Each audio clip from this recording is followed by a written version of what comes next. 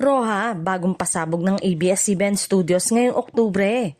Mainit na pinag-uusapan ngayon online ang bagong handog ng ABS-CBN Studios at Dreamscape Entertainment na pinamagatang Roha.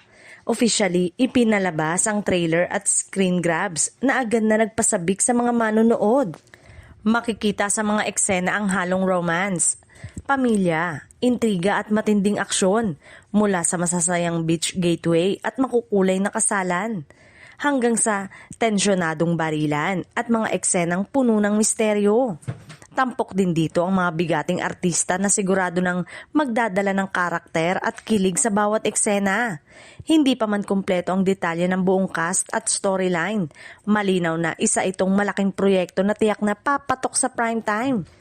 Ayon sa Dreamscape, magsisimula ng mapanood ang Roha ngayong Oktubre sa iba't ibang ABS-CBN platform. Kaya't inaabangan na ng mga netizen kung ano ang magiging papel ng bawat karakter at kung anong klaseng kwento ang ilalahad ng bagong teleserye.